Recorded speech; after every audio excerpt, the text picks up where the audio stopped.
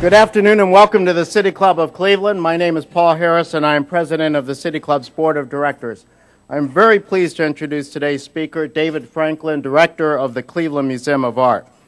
The Cleveland Museum of Art was established in 1913. As stated at its website, the museum's mission, quote, is to fulfill its dual roles as one of the world's most distinguished comprehensive art museums and one of Northeastern Ohio's principal civic and cultural institutions, end quote.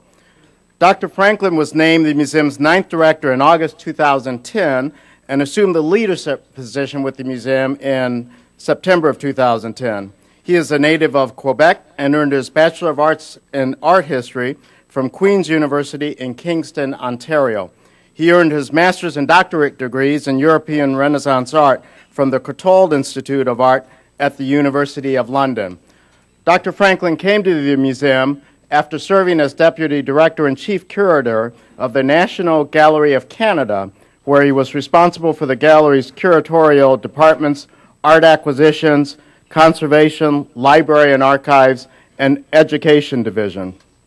He represented the gallery in outreach across Canada and initiated fundraising efforts for an institution that previously relied heavily on government funding.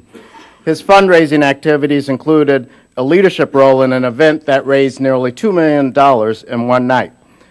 Dr. Franklin curated several of the gallery's significant special exhibitions and is currently organizing an exhibition to debut at the gallery this summer before traveling to the United States. He has been honored in Canada and elsewhere and received for his publication Rosso in Italy the Yale University Press Governor's Award for the most outstanding book published by an author under the age of 40. In 2009, Italy honored Dr. Franklin as a Knight of the Order of the Star of Italian Solidarity, which is a high honor bestowed on people who demonstrate exceptional service that furthers Italian culture. Dr. Franklin also has been awarded an honorary Master of Arts by the University of Oxford. Now, it probably comes as no surprise that Dr. Franklin has some interest in addition to arts. In an interview following his appointment as the museum's director, he said on the subject of hockey, quote, "I was quite good when I was a kid. I still play pickup hockey with some other elderly gentlemen. It's quite nasty, actually. We haven't lost anyone yet, but there have been a few ambulances at the rink," close quote. He also revealed in the interview that he has, quote, "fallen in love with jazz piano," close quote. And finally, back to the subject of art, this insight on the subject of authenticity, quote, "As images are degraded through reproduction, people are fascinated by authenticity in museums. People need authenticity more than ever. It's like fresh water or clean air," end quote. Great quote. I'm pleased to present on behalf of the City Club of Cleveland, Dr. David Franklin, Director of the Cleveland Museum of Art.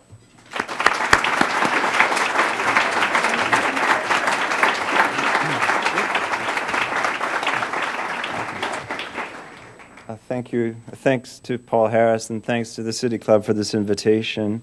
A special thanks also to the Grease family for sponsoring this event, and Bob and Sally Grease are here in front of me, and it's a great pleasure to see your smiling faces.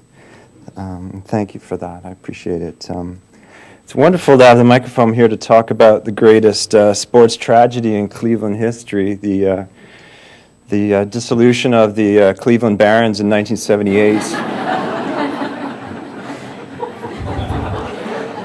You had an NHL hockey team here.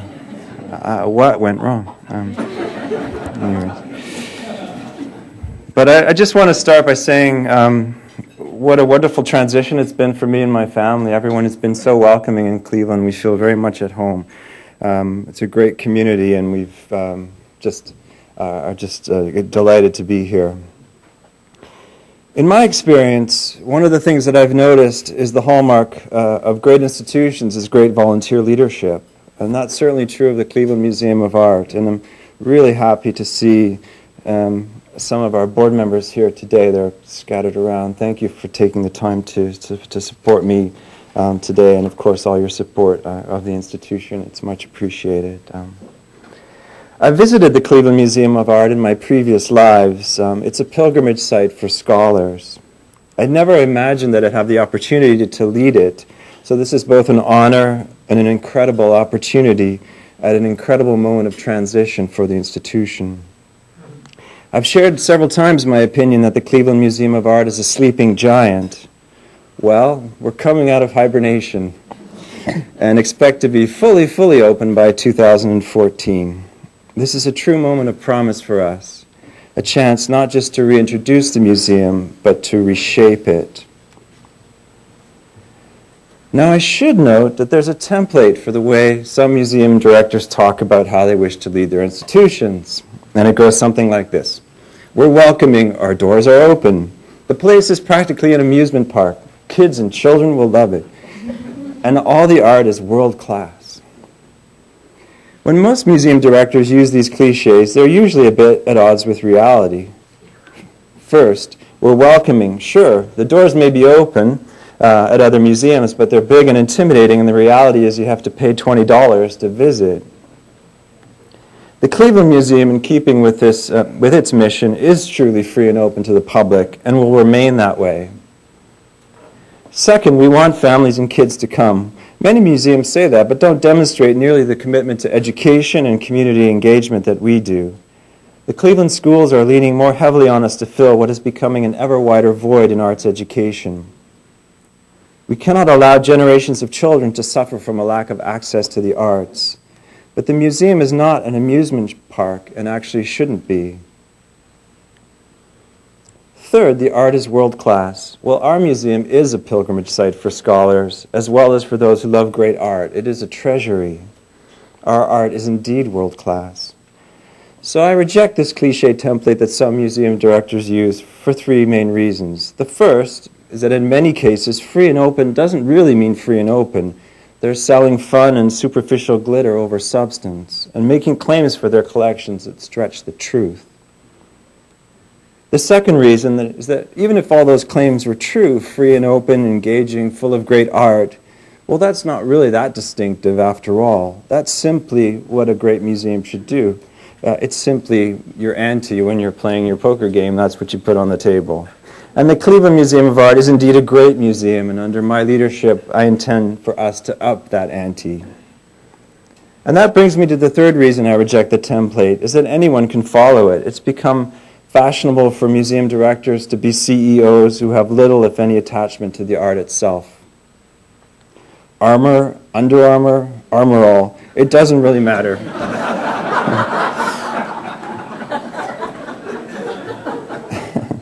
It's about trying to match a product with a market, and then you grow your market, and you watch the bottom line. But look no further than the physician leadership at the Cleveland Clinic to see an illustration of how you have to know and love the area in which you aspire to lead. So yes, I recognize, I assure the board, that for an enterprise such as this, you need to be a CEO. But look at the people who've propelled the Cleveland Museum to greatness. What did they bring? For example, the visionary leadership of Sherman Lee, who did so much to establish the Cleveland quality brand of genuine excellence and build the world-famous Asian art collection. Showing an image just of one work acquired in that period. Actually, a piece from Cambodia, a Krishna, of about 500 AD.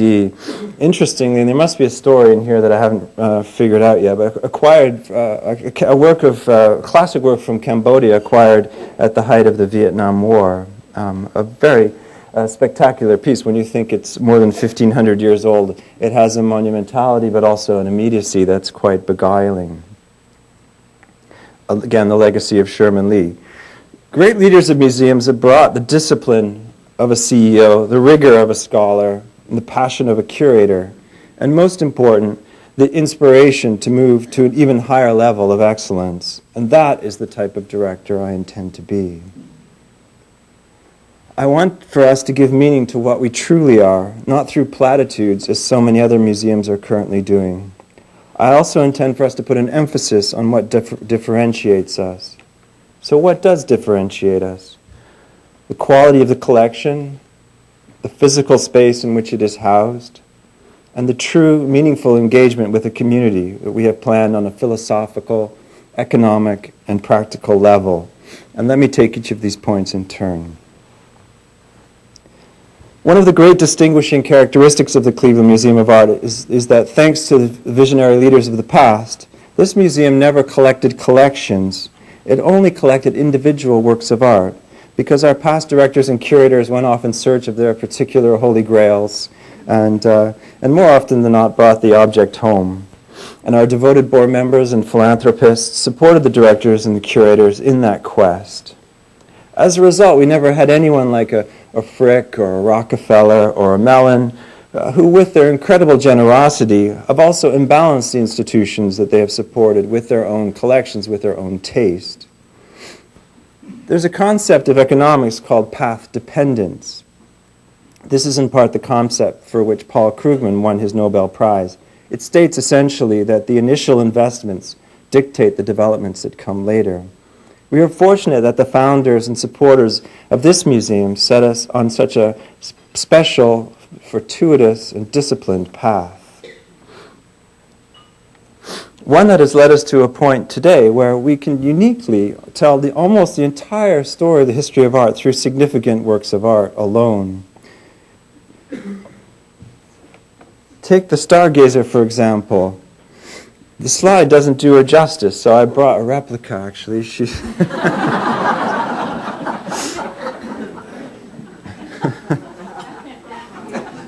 I say, alas, poor Yorick.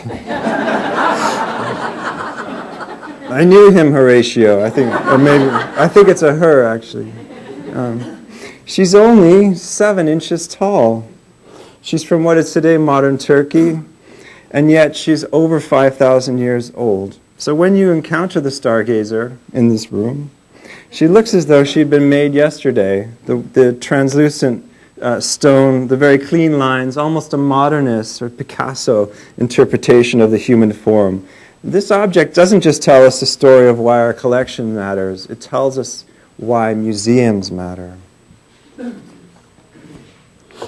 Museums matter because they create a sanctuary to behold, to circle, to engage with an object so small and feel the continuity with something so large and timeless and essentially human in this figure looking hopefully to the skies, vulnerability and optimism.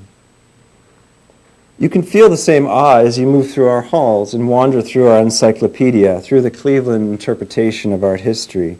This is obviously something you need to experience in person. Take one other example, Claude Monet's Water Lilies, a view of the lily pond at Giverny. Again, the slide is an absurdity. This work is huge, as you know. It's 6.5 feet tall and 14 feet wide. Monet planned a series of monumental paintings that he would arrange in an oval room in his house to create a continuous panorama of color. He kept the work for his own enjoyment. He was obsessed by this image, reworking it right up till the end of his life, so that it becomes almost encrusted and overwrought. It has this almost it's a surface that you can literally wade through visually. So reproduced on a TV screen or a computer screen, again, it's an absurdity. You have to see the work and be immersed in it. Incidentally, it's a work that we hope to rejoin with other works of this type, other water lily paintings by Monet, in a major exhibition in 2015. I want to stress, too, in the context of our collection, that it's not just any Monet. It is the Monet that obsessed the artist, one that he kept with him to the end of his life. It's an absolutely crucial picture in the corpus of that artist. In fact, what's interesting to me also is when the museum opened in 1916, it accessioned another Monet painting. So while he was still alive, not as a classic masterpiece, but as contemporary art. And it leads me to another point. I think it'll be one area of my focus and the museum's focus to strengthen our collection of contemporary art so that the leaders who sit in this room in 100 years will finally talk about how Cleveland became relevant for the contemporary art world in this period. And I know I have an ally, Jill Snyder and Mocha, in this process as well. From the art of the ancient civilizations to the armor cord to our superb decorative arts to masterpieces of painting like this Andrea del Sarto, we have a collection of incomparable works that would never surface on the art market today. And I stress this point. This Sarto, if it did come on the market, And I pick an artist that maybe is not a household name to you, but it also stresses this great masterpiece of the Florentine High Renaissance. A drawing by this artist recently sold for the region of $30 million. So a painting like this, 120 million, 150 million, it almost, you almost can't put a value on it. Again, these works are gone from the art market. And let's not forget the Hidden Museum of the Cleveland, at Cleveland, that works on paper, drawings by Michelangelo, Raphael, Durer. I came across this splendid print with our curator of The Blind Tobit by Rembrandt, which actually has the artist's own fingerprint as he worked on the plate to try to get so much expressive tonality. He pushed the technique as far as it could go, and we have the remnants of his handling of this object. So one that even turns it from being something unique into something really special, really spectacular. This moment in our history serves as an important reminder of what we have, and that anyone seeking to start now and build an encyclopedic collection simply cannot. And you'll hear of places and people of great wealth, like in Dubai, where they would like to create a great museum like ours. It can't be done, and it won't be done. We're at the end game of the art market, and the strong will only get stronger. But we aren't resting. We are continuing to acquire great works and upgrade those parts of the collection whenever our curators discover objects even stronger than those that are on view. And this is my challenge to the curators, to buy something and knock something into storage. It's the only way. I describe this as a refining of the collection. It's an important distinction versus growth. We are not really expanding anymore. We are refining and refining and refining, purifying. And that brings me to, I think, our second distinguishing characteristic. That is the walls themselves. And here I've been privileged to bask in the reflected glory of others. As you know, we're nearing the conclusion of a $350 million renovation and expansion that physically began in 2005, but of course had much, much deeper roots. I show you an image of the construction. You can almost tour most of the 1916 building renovated and the new East Wing. And by the way, some of the galleries still have naming rights available if anybody's interested. But for me, it always comes back to art, even in matters of financing. The only reason that the museum was able to secure the funds necessary for this project and still maintain a AA+ bond rating is because our CFO was able to take the creditors into a very secure storage vault and show them, lined up, $1 billion worth of artwork, $1 billion worth of art. I wanted to show you also our grand atrium space coming into view, the atrium which will be the center point of the new museum. It will be beautiful, it will be sublime, but it's not an amusement park. And I'm sure in the future we'll see it as a premier function space for Cleveland, a community village green. We hope to fill it with art, music, performance, fill it with life. So it may be a place for an engagement party, yes, but that's not what the museum really is. What it really is a place for engagement, reflection, discourse, appreciation. I want also to develop the Cleveland name to be synonymous with the highest quality of publications, whether on the web or in printed form. Our library is an incredible resource, and I can see us through the scholars that gather there and the publications we originate and the programs becoming a classroom for the nation, an American Alexandria, if you will, a place of learning that attracts scholars and encourages the production of scholarly work, the writing of our history. And here, of course, we have great allies in our local universities, in particular our immediate neighbor, Case Western Reserve. For visitors who are art lovers but not scholars, it will be a place to engage with uniquely significant works. But, and this is something I'm adamant about, it will be a place to see great works engage with great works, a locus of maximum impact and potency. And I've been working with our superb curatorial staff through the reinstallation process, even to rethink the locations of objects that have already been installed, constantly refining, looking for the really maximum power of counterpoint. And you can come and see the sparks fly, literally, with this Turner painting, which when I arrived I found was sort of pushed up against a wall. So we've just reinstalled it this week to give it really pride of place. And I couldn't resist the pun, I'm sorry. The arrangement will not necessarily be linear by national but school, but will in places seek a dialectic between eras and cultures and single rooms that becomes a powerful metaphor for the museum itself, cross-pollination. because I really see the museum as a safe haven for engagement in challenging conversations, for tolerance, for provocation, even seduction. For example, I'm very excited about an upcoming exhibition we have on the work of Fubayashi, a Chinese artist whose art includes breathtaking visions of revolutionary China and covers the years between 1920 and 65. In fact, our Asian curator, Anita Chung, who developed this exhibition, is with us today. Anita. We brought Fu's work to Cleveland in collaboration with the Nanjing Museum, one of the great museums of China. And we will continue our engagement with important museums around the world and seek unique partnerships based on the muscle of our permanent collection. As you know, our Asian collection is one of our enduring strengths. In 1930, we hosted one of the most significant exhibitions of Chinese art of the era.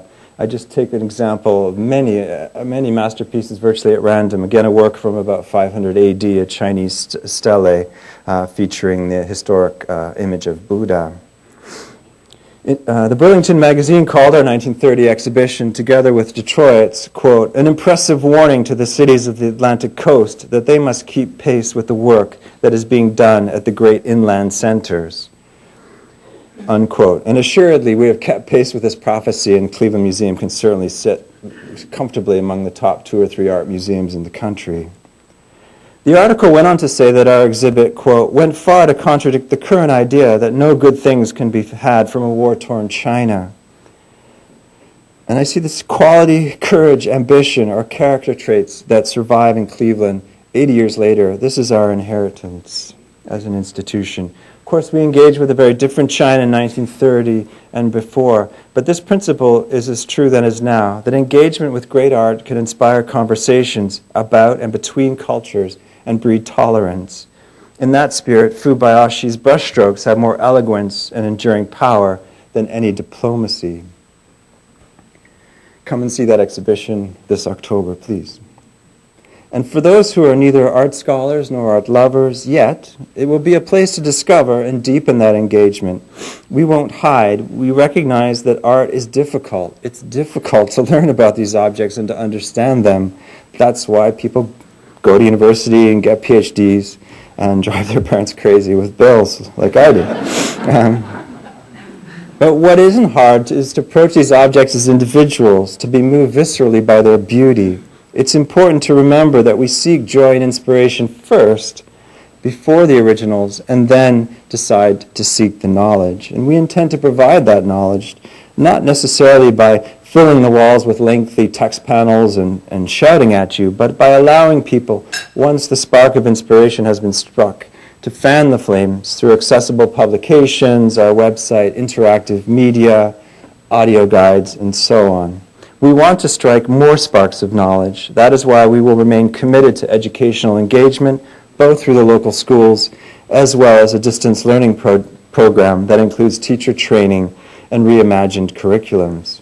And we want to build more bridges to that knowledge. We want to explore alternate display spaces around the city, build those bridges that will not only enlarge the museum's artistic footprint, but will serve as a cultural and economic counterpoint to our region's rising stature in the world of healthcare, biosciences, and innovation.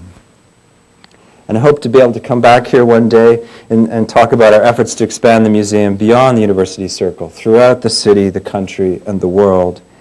Just as Cleveland has become synonymous with healthcare for the heart, our art, will be the healthcare for the soul. As a Canadian, you won't be surprised to learn that my athletic passion tends to more toward hockey than basketball. Sorry. That's why it was a high point of my life to drop the puck at the opening faceoff of a Lake Erie's Monster game. That's me on the left there.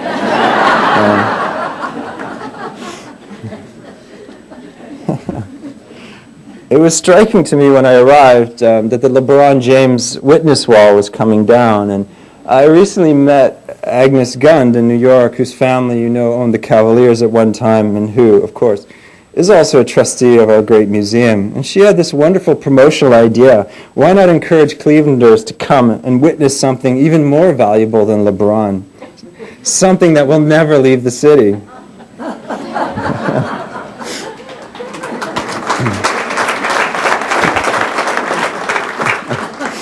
Witness great art. The Jonah marbles will never leave. The Wade Cup, Caravaggio, Degas, Van Gogh, they will never leave. And you can lay an illegal bet on George Bellows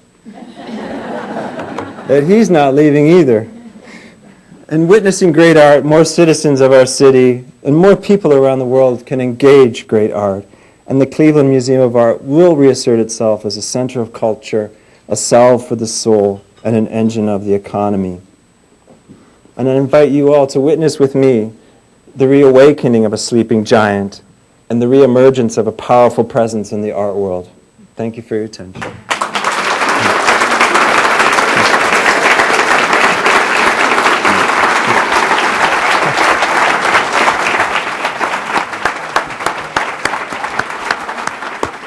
Today at the City Club of Cleveland, we are listening to a Friday forum featuring David Franklin, director of the Cleveland Museum of Art.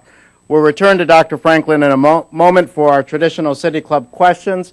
Please start formulating your questions now, and remember, please keep them brief and to the point so we can get as many questions in as possible. Members and guests alike are welcome to attend City Club forums, and we certainly hope that everyone listening will join the City Club and become active in our ongoing civic dialogue. We welcome all of you here and those listening to WCPN 90.3 FM, WCLV, WTAM, or one of the many radio stations across the country. Our television broadcast partner is WVIZ PBS IdeaStream. Television broadcasts of the City Club are made possible by Cleveland State University and PNC. And our live webcast is supported by the University of Akron. Today's program is part of the City Club's annual forum on cultural arts, made possible by a very generous endowment gift from Bob Grease and Ellen Grease Cole, in memory of their parents, Lucille and Robert Hayes Grease. Joining us at the head table today are Bob and Sally Grease. Will you please stand and be recognized?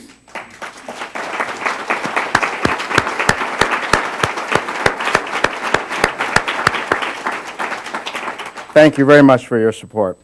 We are also pleased to welcome guests at tables hosted today by the law firm Baker & Hostetler, Case Western Reserve University, and the Cleveland Museum of Art. Thank you all for joining us today. Now we would like to return to our speaker for our traditional City Club questions and answers. We welcome questions from everyone, including guests. Holding the microphones today are City Club Marketing and Membership Manager Heather Sikora and Development Assistant Lucille Barbati. First question, please. Welcome to Cleveland. I was hoping that you could say a little bit about the wonderful tapestries in the collection. I've noticed that tapestries tend to get short shrift sometimes as compared to paintings and sculptures, and I was hoping you could say something about the wonderful tapestries. Oh, certainly. When I talked about the encyclopedia, tapestries and textiles are very much part of that, and they will have a dedicated space in the new, when the reinstallation is done and the building reopens, so they'll have their own gallery. And will also be shown in other galleries around the museum. So they will, the tapestries as well as the textiles will be very prominent. I can assure you. When I talk about, again, this encyclopedia and the quality, it exists all across the museum, and that's no exception. And in fact, my wife's a textile artist, so she's, there'll be no doubt that these works will get pride of place, I can assure you. So.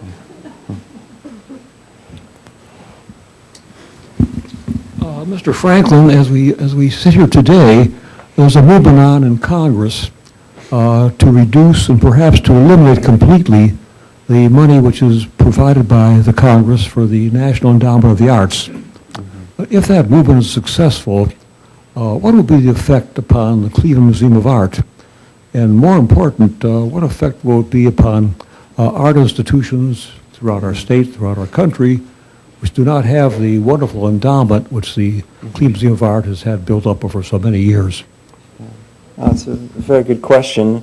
Well, I think in one way the Cleveland Museum is a very, because of our endowment, it gives us a certain privilege in these discussions to have an attitude that we have to help others, and so we need to support all arts funding and realize that it's just the mark of a civilized country, and a lot of my passion for the museum speaks to that, the museum being a place where people can be converted to art and discover something about themselves. So the idea that a society would turn their backs on that collectively, I find obviously exceedingly disturbing. So I think we would certainly play a strong advocacy role if we can in this debate, and I welcome that opportunity. But it would be a tragedy, I think, for the United States. And again, as someone coming from abroad who has experience of other countries as well, I think it is something that is noticed abroad, and I think Americans should be concerned about that perception also. And I think the support of culture and artists is, I think, misconstrued in society as if it's something that's a luxury, an add-on we can do without. But I think we're not even good enough at telling the economic story of what our museums bring. The $350 million on this building, what does that represent as an achievement even for Ohio in the history of philanthropy? I'm sure it's one of the top, if not the top. So I think museum, and then all the visitors, we're going to welcome over 500,000 visitors. We have 50,000 school children a year in our building. I mean, there are economic spin-offs too that are not even if you want to take away the discussion from the social and the ethereal and the spiritual, museums have to do a better job of just laying out the cultural argument as well, which I think should inspire governments to invest in the arts. Dr. Franklin, you mentioned the desire to acquire new, better works, and I think your expression was move existing works off the wall. That puts them back in storage. Mm-hmm. I believe the vast majority of the items owned by the Cleveland Museum of Art are in storage and are not displayed. At what point does a museum owe an obligation to see that those items somehow get out so that they can be seen, if not in the Cleveland Museum, mm-hmm. in other venues? Yeah, it's a very good question. And one of the first things I did when I got here was to look at the question of deaccessioning, which is the museum selling off objects from storage that for a whole series of reasons come to the decision that are superfluous to need. And so it's one of the platforms of my directorship to engage in deaccessioning. It's a terrifying thought in a way to make the decision. It's a difficult decision to decide that for whatever reason certain works of art are no longer good enough to survive on the walls of the institution. So I think that's a decision that curators are trained to make, and we should have the courage to make. And I think it has a particular impetus in Cleveland as a collection of masterpieces. We need to keep that bar very, very high, and I think it's so. I'm certainly very much in favor of allowing the museum to again, once all the checks and balances are satisfied, to sell off certain works so that they can be seen and collected by others and given a life. After all, no one really speaks up for art objects. They're sort of mute, and they need to be loved and cherished. And if we can't do it, it's not appropriate to just keep them in the dark. So I think this is a common trend in a lot of museums. But again, I feel it's a particular impetus in Cleveland that we take these tough decisions Of course, I'm talking mainly about the public art. With the print club here, I want to assure you that works of art on paper have a very different status in this argument and debate. I'm really talking primarily of the public side of the museum, where it's if you have 5 Monets and one of them isn't as good as the other 4, it actually degrades the other Monets, and I think we always have to try to be at the top, and to hang second-rate work by our standards is not doing the museum any justice, any service. So that's Charles. Hello. I'm a senior in high school, and I was wondering what major or area of study you would recommend to someone who's interested in museum curation. Fundraising.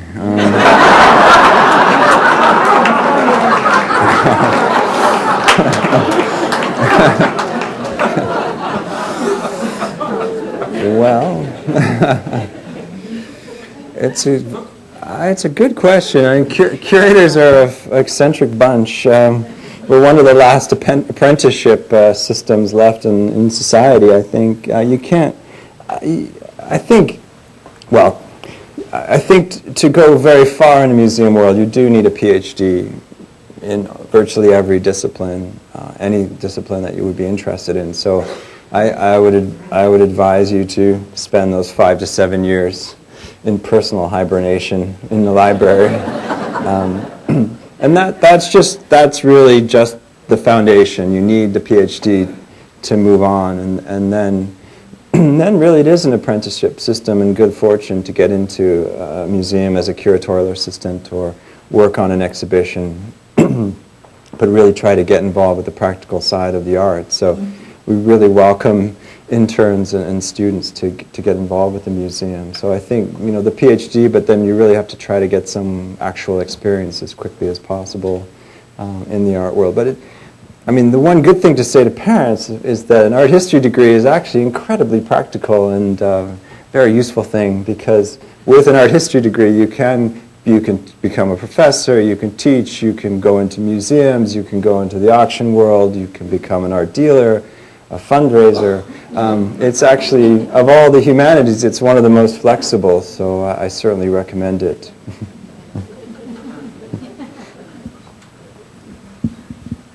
Dr. Franklin, based on your past experience and interest, do you plan to stress any particular genre or type of art in your tenure here that you will reflect in the traveling and permanent exhibitions?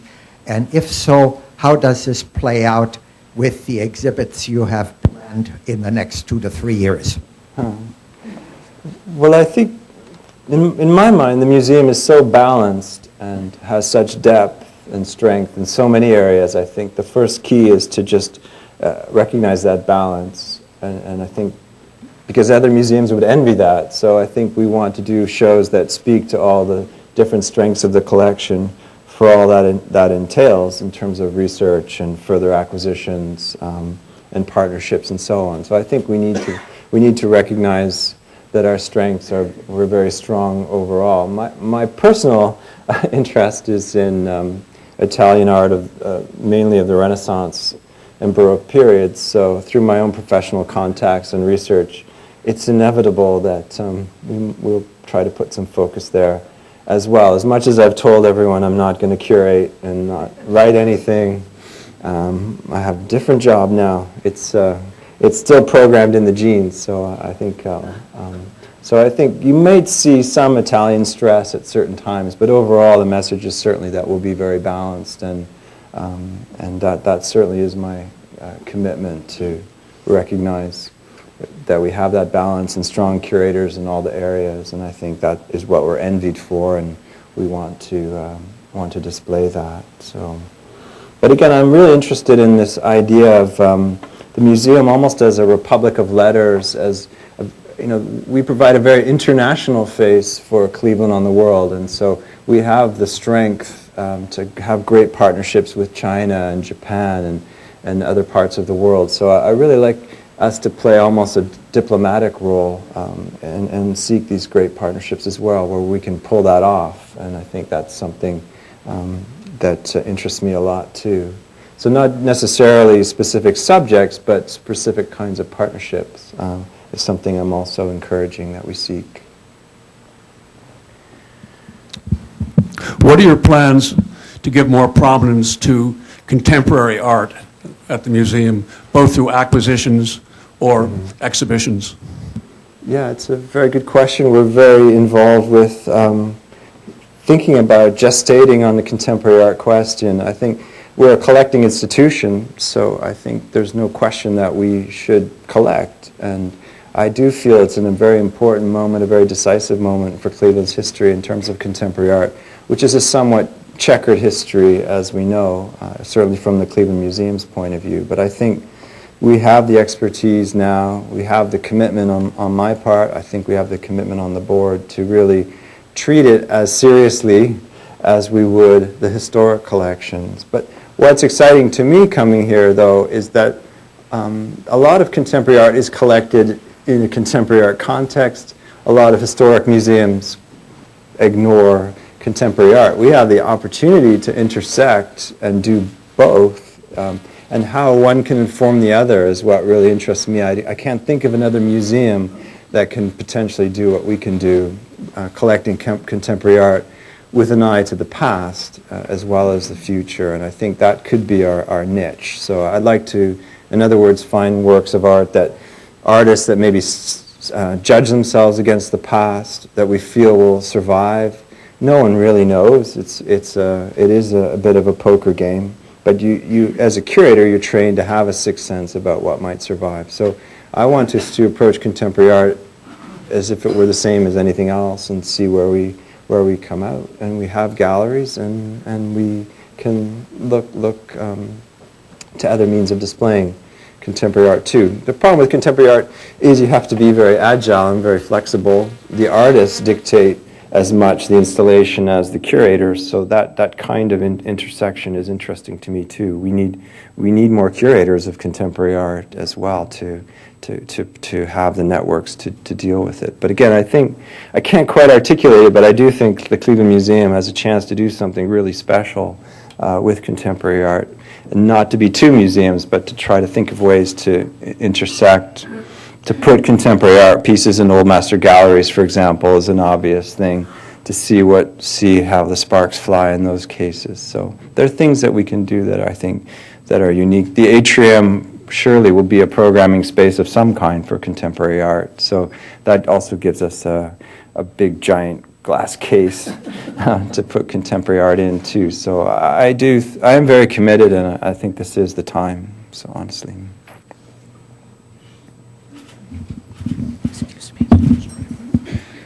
Dr. Franklin, you promised us that unlike certain unnamed professional basketball players, the art at the museum is not going to leave Cleveland. But can you make that promise? Hasn't Cleveland been the subject of claims for the return of certain art? Mm-hmm. And what's the status of those claims?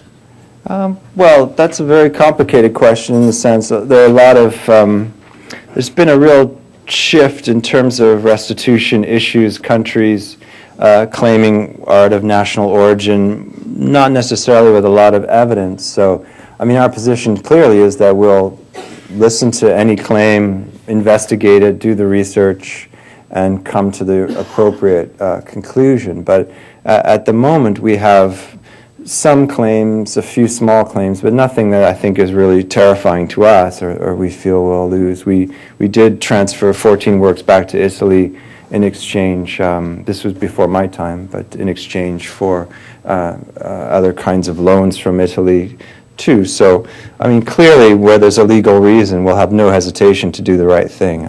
I'm certain of that. But one must be very careful. It's a world with a lot of claims without a lot of substance, and I think that it's a world of lawyers, and we know what that means. What's fascinating is a lot of these claims originate not from families or even institutions, but from lawyers who are sort of seeking business and find that this could be potentially quite lucrative. So, but I think the serious point to me too is, again, we need to be part of a republic of letters. We need to move this debate away from this is mine, this is yours, and talk to these countries about loans, about conservation interchange, research interchange, and all these sorts of things. So we can play, I think, a leadership role in calming this whole thing down, the fever of it, and really changing the whole nature of the debate, moving it from object to, I think, more about people and skills and interchange and research, which I think in the end have a value that's also very great, clearly. And as an institution that's very privileged with a strong collection, strong curators, strong conservation, a strong library, I think we have a role to play that I'd like to exploit more in doing so. But it's you're absolutely right. I mean, one just never knows what will come out, but I think we're feeling very solid at the moment in terms of the objects that we have. So.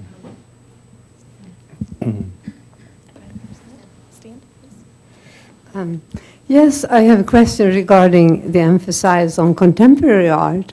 And I think it would be great to bring out more knowledge and make it possible for people to like and maybe understand contemporary art more. And do you then envision a closer cooperation maybe with MoCA that will become our new neighbor of the museum? And how do you think that could work? Yeah, when I say it's Cleveland's time for contemporary art, I mean it's not just the Cleveland Museum. It seems to be there's something in the air as well with MoCA and other things that I'm witnessing. So I think there's a groundswell that this really is the time, and it's an art. We'll I think have a unique role to play as a collecting institution, but then we can use those objects to share with other institutions locally as well as further afield. So I think it's up to us as a collecting institution to define how we'll play with contemporary art, but it's clearly very much about collaboration and interchange and network, and we should be sharing curators and sharing ideas and sharing those networks, I think, and just bringing a lot of life to it, I think, will yield tremendous things. So again, the wonderful thing about contemporary art is how nimble it is and how fast you have to be. So it's important to have all hands on deck and everybody aware of everyone else. Some years ago, and for a number of years, we had a wonderful feature of the Cleveland Museum known as the May Show, which featured the works of contemporary artists in Northern Ohio. Is there any thought to restoring that? And I guess also, am I the first person that's asked you that? The May Show, what was that?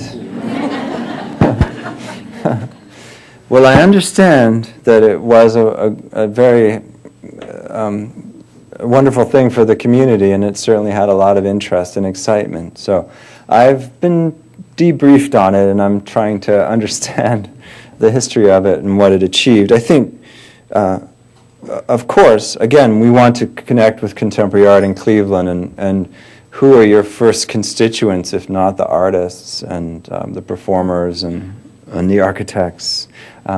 So we have to be very respectful and aware of what's happening in the local art scene. The May Show itself, I understand, was quite an administrative burden, and not to sound like a bureaucrat, but I think it's trying to find a new formula that the staff can potentially live with in terms of how it could be administered. I mean, one of the problems for me with the May Show is contemporary art has changed so much. You can be a painter or a draftsman or a sculptor and do small objects, but a lot of the really cutting-edge contemporary art is massive installations and video. So if we do a contemporary art show of Cleveland artists, what's the infrastructure that will support? We can't just restrict it to easel-sized, stargazer-sized objects. So I think there's a serious issue there too that's practical. But I'm wrestling with it. I would love to but I better stop speaking because I know my colleagues are staring at me now. But I would love to find a formula that would work for us. Certainly we want to engage as deeply as we can with contemporary art in Cleveland. So. Dr. Franklin, the new construction is a massive design change. What are you in agreement with this design change? Wow.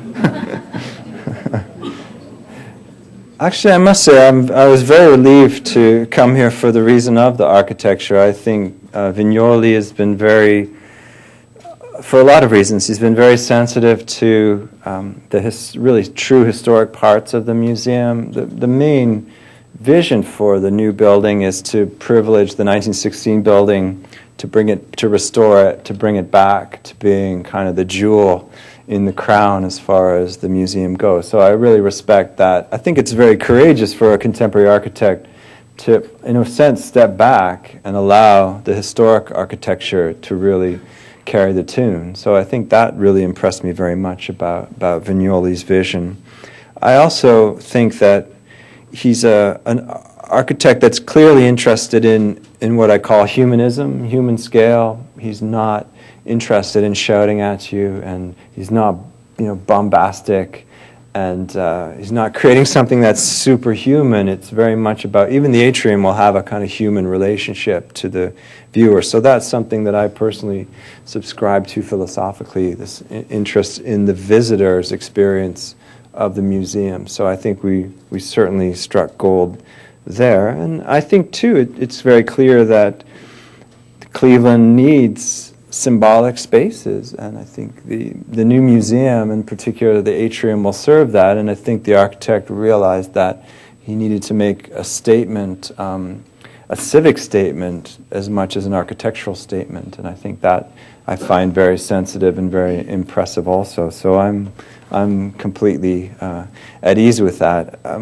What keeps me awake at night is more the reinstallation, where objects go, and I'm constantly fussing. And you want, again, to really make the collection show as strongly as possible. So, but the shell, I think, is splendid, and I would. The Rodin Gallery, our glass cube, is interesting to me. I think we should fill that with contemporary art at some point and try something a little different there. This is our box on the street, which will have a symmetrical one on the other wing. But there's sort of opportunity there for a bit of Hollywood pageantry, I think, that we need to exploit. But again, the architect provides a nice venue, a nice shell for some, I think, really interesting types of display. So I'm very pleased to. Welcome to Cleveland.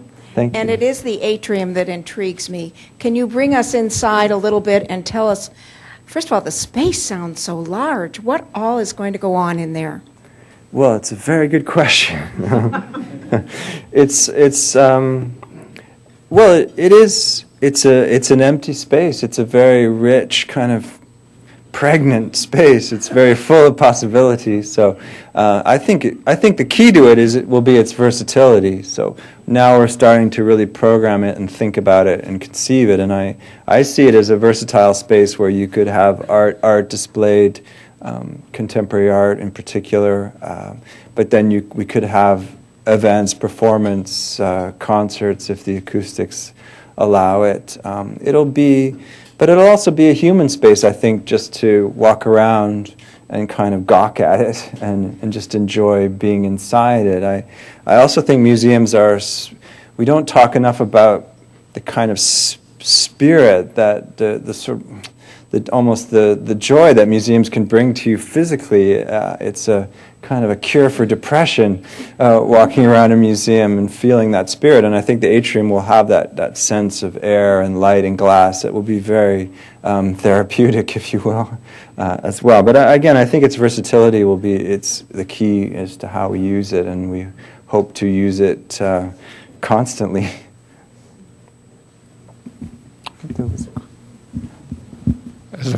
As a father of 5 children, all of whom have gone through the museum's Saturday art classes, K through 12, I'm wondering if you have any special plans for that department.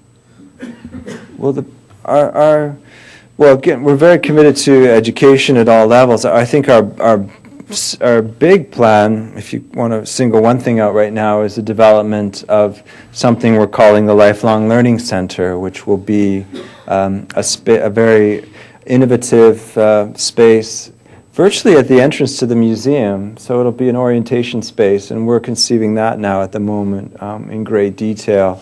We want to do something that's extremely avant-garde.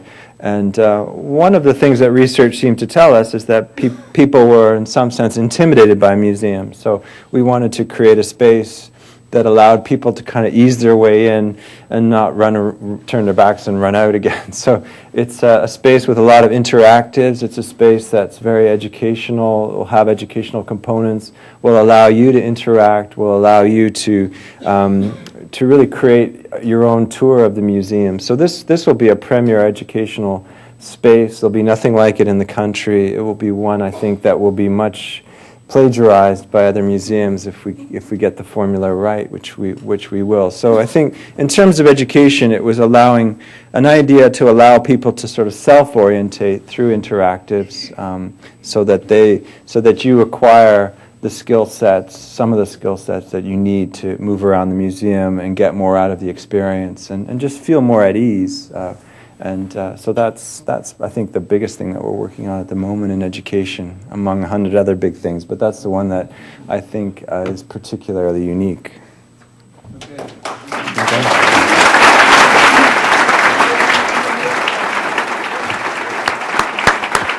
Today at the City Club of Cleveland, we have been listening to David Franklin, Director of the Cleveland Museum of Art. Thank you very much, Dr. Franklin, for your remarks. Thank you, ladies and gentlemen. This forum is now adjourned. For information on upcoming speakers or for podcasts of the City Club, go to cityclub.org.